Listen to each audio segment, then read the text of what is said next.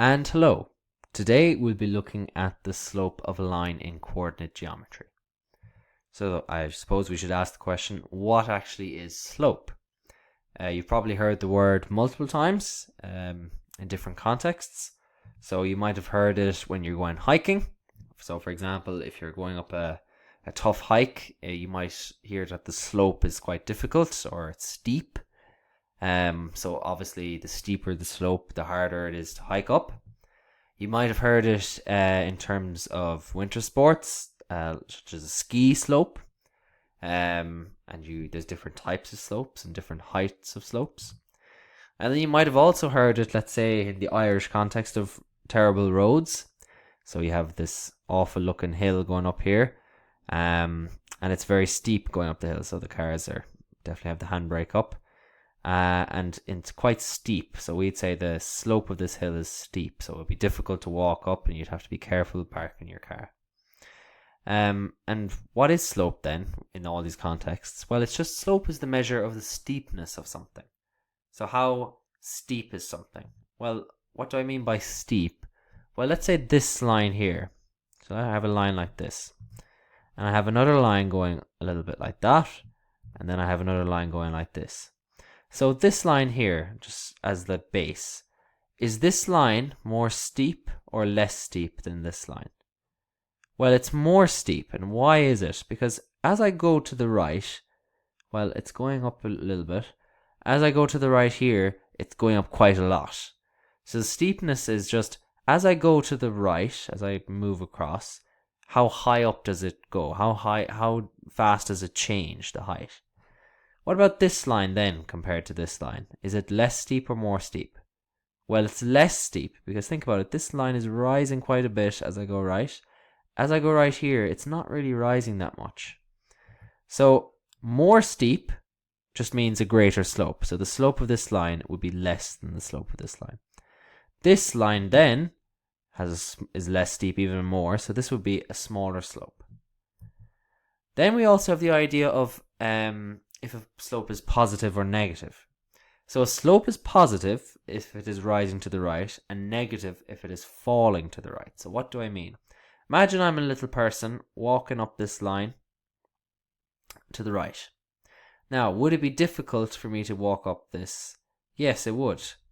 So I'm rising up, I'm going on my knees, going up the hill. So this would be a positive slope. As it goes to the right and it's going up, it's positive.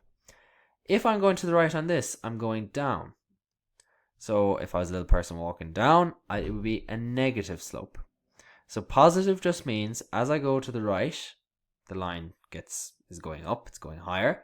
As I go to the right on this line, it's going down. So this would be a negative slope.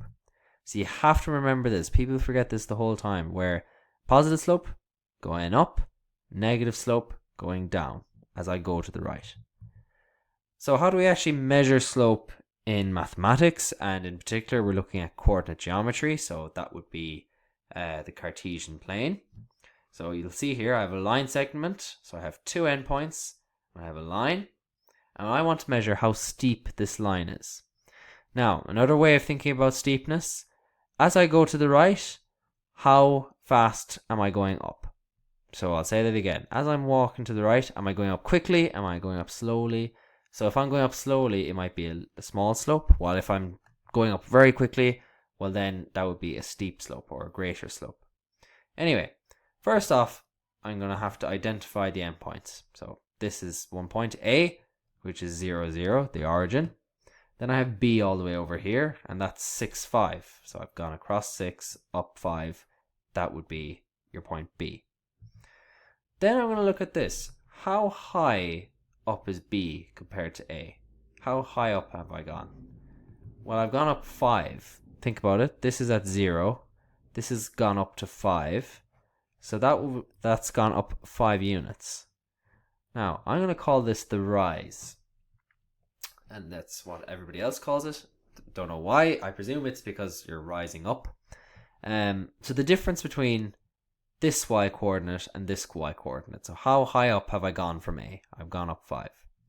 Then I'm going to look at how far across I've gone. So how far across have I gone? It's from A to B. Well, I've gone across 6 because A is at 0 and then B is at 6. And I'm going to call this the run. So the run, I think the reason they call it the run is imagine you're running along to the right, and the rise you're going up. Now, how do we measure slope? Slope is just the rise divided by the run. Now, why is that? Do you remember I was explaining slope is just measuring how fast I'm changing the height as I go across. So the way I like to think about it is you're looking at how high up I'm going, so the rise, and you're dividing it by how quickly I'm going across the run. Another way of thinking it is the change of the height compared to the run. Now, all you got to remember is slope is the difference. It's how high up I've gone from my starting point. And then the run, well, it's how far across I've gone. And that's what slope is. So in this case, slope would be 5 over 6. Because my rise is 5, my run is 6. Now, you'll see I use m. M is usually the letter we use in coordinate geometry for slope. So you'll see M all over the place. M is usually the letter we use for slope. So if I look at a different line, M might be a half, or M might be 3 over 4. Just means how far up I've gone divided by how far across I've gone. Now, what if the slope was 1? What would that mean? Think about that. A slope of 1, so this is 5/6. What if it was 6 over 6? What would that mean? 6 over 6 is just 1. Well, if I go across 6 and up 6, that would be 1. So all the points on this line, well, think about it. If I pick a point with 6/6 as this, or 6 over 6 as a slope, they'll be going up at 45 degrees. So if I go across 6, up 6, this is a 45 degree line. So that would be making a 45 degrees angle. Now, I'm getting a little bit off topic, but just remember slope of 1 makes a 45 degrees angle there. Anyway, this is important stuff to remember. The main thing is rise over run is equal to slope. And that's the important part. What about this? How do we measure the slope here? Exact same ideas. First off, I identify the endpoints. So this is 2, 2. This is 10, 6. Then I'm looking for the rise. So I've started at 2. I've gone up to 6. Yeah. So I'm looking at the height basically. This is at the y coordinate here is 2. The y coordinate here is 6. So what's my slope? My slope is the rise over the run. Well, my rise, I've gone from 2. So I'm looking at my y coordinate to 6. So how far up have I gone? Well, I've gone up 4 because think about it. If I add 4 to 2, I get to 6. So 6 minus 2 is 4. That's another way of thinking about it. That would be my rise. What about my run? So I started over at 2 and I go across to 10. So how far along have I gone from 2 to 10? What's that distance? Well, it'd be 10 minus 2. It's 8. Yeah? So that distance there is just 10 minus 2. So it's minus this little bit. That's going to be this distance. So the distance from 2 to 10 would be 8. That's another way of thinking about it. So that would be my run. What's my slope then? It'd be 4 over 8. Again, I'm using my m is equal to 4 over 8. I can simplify 4 over 8 to a half. General formula then is this. It's the rise over the run. And then they use this crazy looking stuff. y2 minus y1 over x2 minus x1. What does all that mean? If I'm given a line like this, and I know 2 points on that line. So I was looking at line segments, but it also works for lines. You look at your right point, you look at your left point. So you're going to have a point on the right, a point on the left. You find the difference in your y values. You find the difference in your x values. So your rise, remember, that's this value here, how high up I've gone. So that would be y2. So remember, these are just labels. So this could be 3, 1. And this could be, I don't know, 2, or let's say this is 3, 5, and this is 2, 1. So y2 would be 5, and then this would be 1. So the difference in y would be 5 minus 1, or y2 minus y1. So that's my rise, or how high up I've gone. And that would be my rise.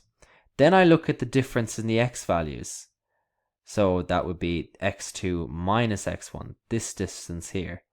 And that would be my run. So again, all I'm doing is finding the distance between the heights, finding the distance between how far across I've gone. And I'm starting with the right, and then I'm looking at the left. So that would be my rise over run formula. I wouldn't just learn this off. I try and understand why it's y2 and y1 and x2 and x1. It comes from this idea of I'm looking at, okay, what's the change in the heights and what's the change in how far across I'm going. And that's where the general formula comes from. Okay, so here is some recap questions that you can do. So find the slope of this line. I have 2 points that I'm given on the line. I have to identify them. So this one is 5, 1. This one is 1, 3. This is x1, y1. This is x2, y2. Again, I've just labeled the point on the left, x1, y1. The point on the right, x2, y2.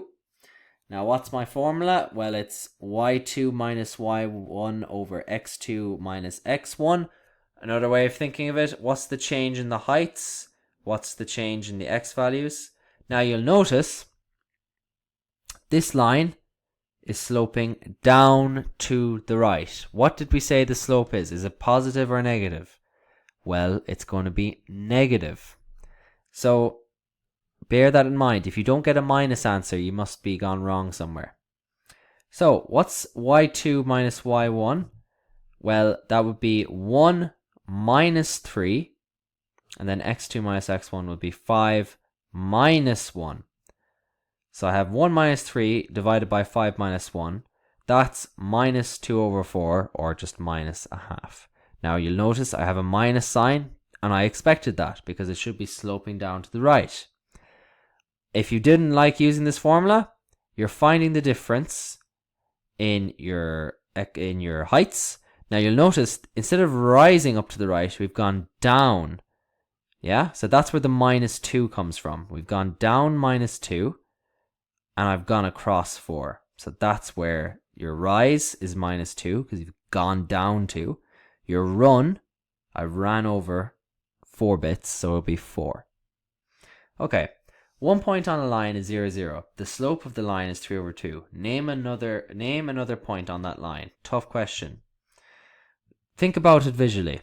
We know 1 point is 0, 0, and I know the slope is 3 over 2. So that means if I go over 3, if I go up 3, if I rise up 3 and go across 2, there has to be a point there. Yeah? Because I'm going, the run is 2, yeah? The rise over the run. And the rise is 3. So I know another point on that line. This point here. The point 2, 3. Yeah? That's actually the wrong way around. It should be 2, 3, not 3, 2. But that's going to be another point. You could have also picked, if you've gone back 2 and down 3, that would also be a point on the line. Because think about it, if I picked a point over here that's back 2 and down 3, that point is also on the line. Why? Because as I go to the right, let's say the point here, down here, which is minus 2, minus 3. If I go across 2, up 3 from that point, well, that would also reach this point. So that would be another point on the line. So as long as I follow this rise in the run idea, I can pick points on the line.